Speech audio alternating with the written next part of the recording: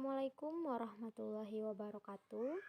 Di sini kami akan membahas sedikit tentang merancang sistem informasi TPA Rorong.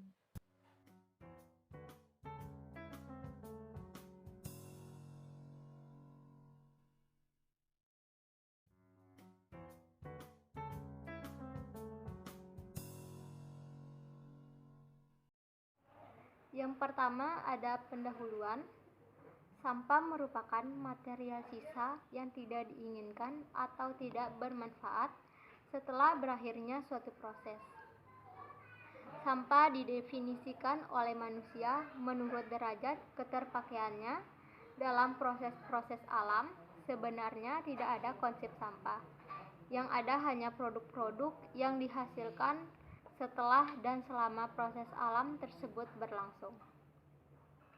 Besarnya timbunan sampah yang tidak dapat ditangani tersebut akan menyebabkan berbagai permasalahan, baik langsung maupun tidak langsung. Dampak langsung dari penanganan sampah yang kurang bijaksana diantaranya timbulnya berbagai penyakit menular maupun penyakit kulit, serta gangguan pernapasan.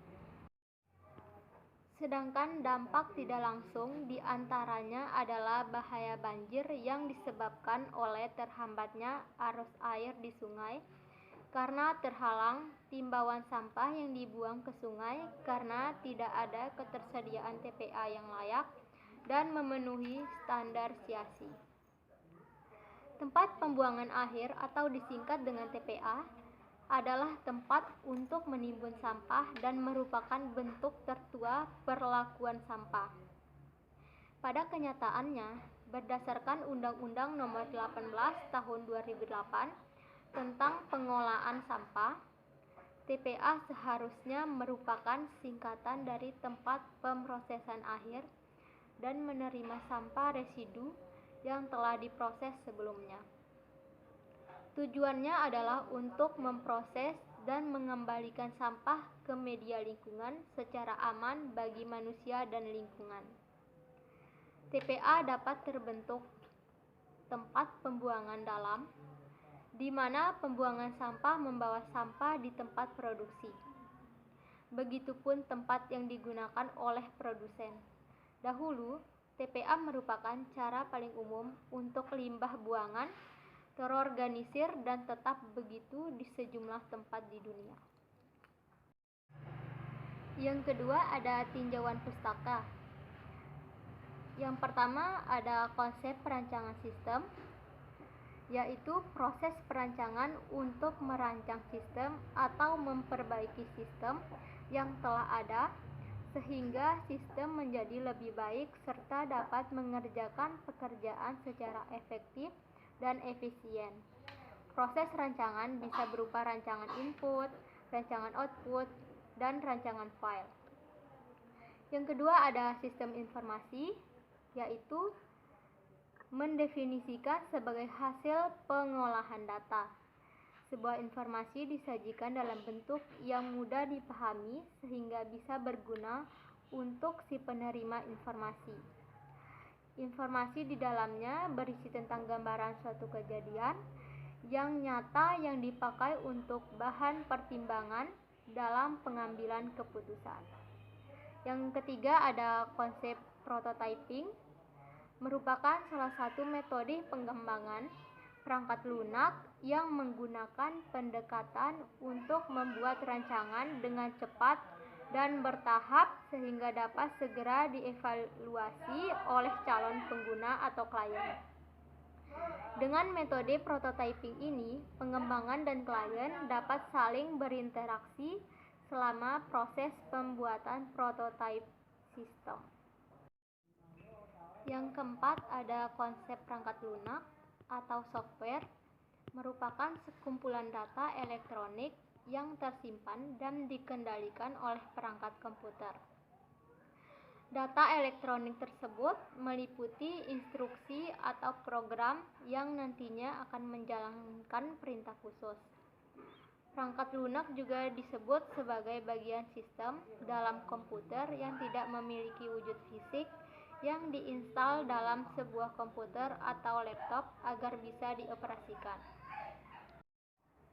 Yang kelima ada analisis. Di analisis terdapat 2 poin, yaitu analisis kebutuhan sistem dan analisis kelayakan sistem. Yang pertama, analisis kebutuhan sistem. Analisis kebutuhan sistem sangat diperlukan dalam mendukung kinerja aplikasi. Apakah aplikasi yang dibuat telah sesuai dengan kebutuhan atau belum? Karena kebutuhan sistem akan mendukung tercapainya tujuan suatu aplikasi.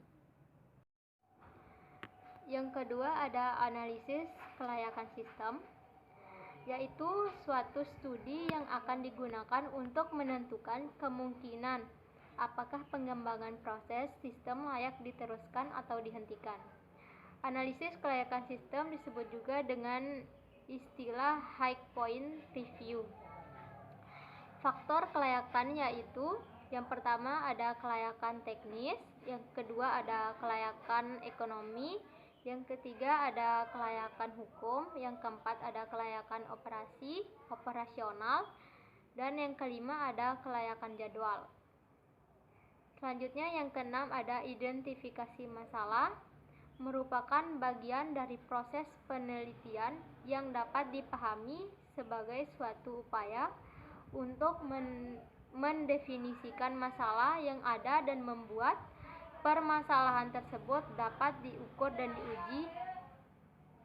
Mudahnya, identifikasi masalah adalah proses untuk menentukan apa saja yang menjadi bagian inti dari sebuah penelitian.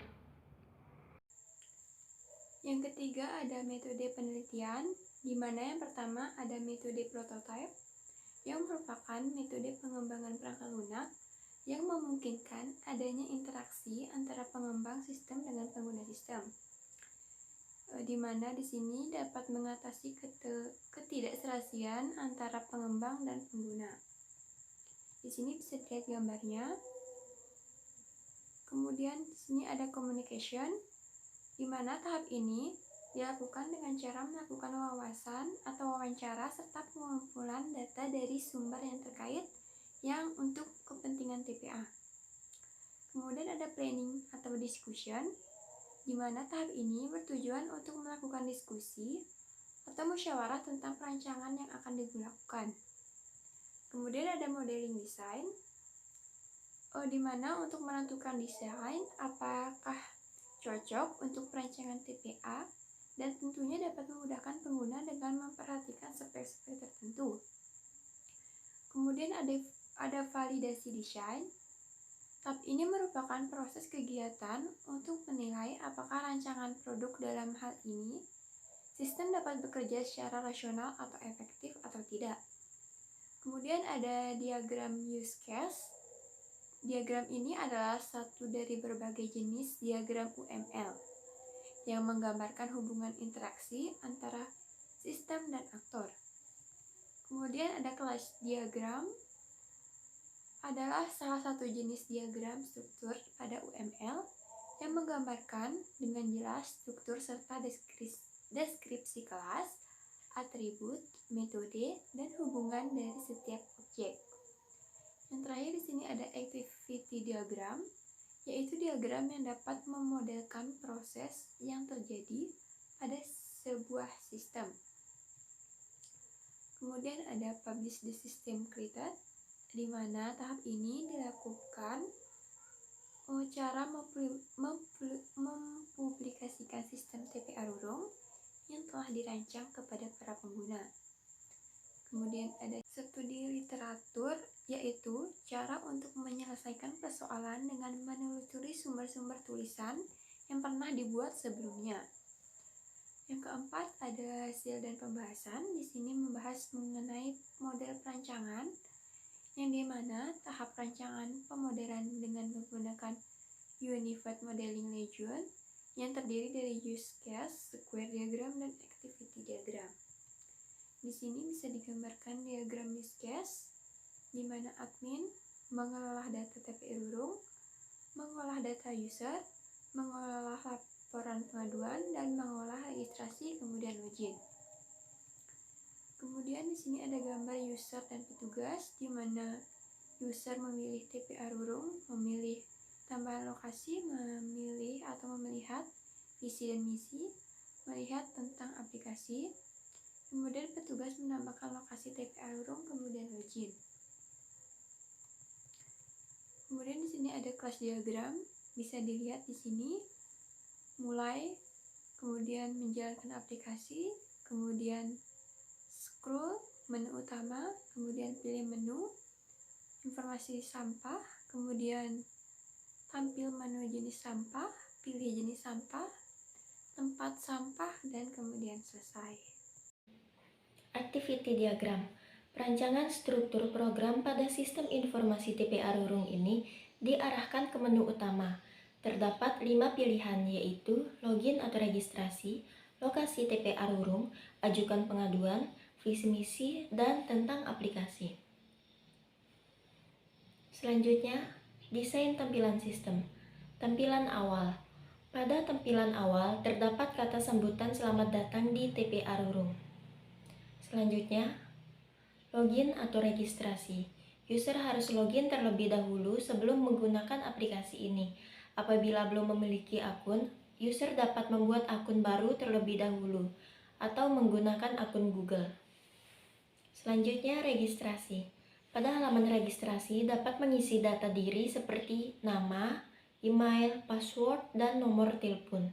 Apabila telah mengisi, data diri akan terkirim kepada admin dan tercatat sebagai user. Selanjutnya, login. Apabila user telah melakukan registrasi, user dapat langsung login dan menggunakan aplikasi TPA Rurung ini. Selanjutnya, pemilihan activity. Pada halaman ini terdapat pemilihan activity, yaitu lokasi, ajukan pengaduan, visi misi, dan tentang aplikasi.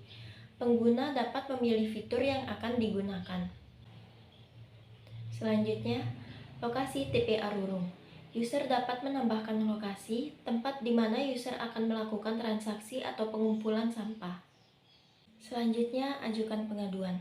Segala masalah dan keluhan yang dialami user terkait aplikasi TPA Rurung ini, user dapat mengajukan pengaduan dan akan terkirim kepada admin. Visi misi. Pada halaman ini dijelaskan visi dan misi dari perancangan sistem informasi TPA Rurung. Selanjutnya, tentang aplikasi. Di sini akan dijelaskan mengenai aplikasi TPA Rurung. Kesimpulan. Hasil penelitian telah menunjukkan bahwa model desain sistem informasi TPA Rurung yang telah dibuat kiranya dapat memenuhi harapan masyarakat sekitar dalam upaya menjaga lingkungan agar tetap bersih. Saran, kami menyadari bahwa dalam penyusunan tugas ini masih banyak kesalahan dan kekurangan, baik dari segi penulisan maupun pemaparan.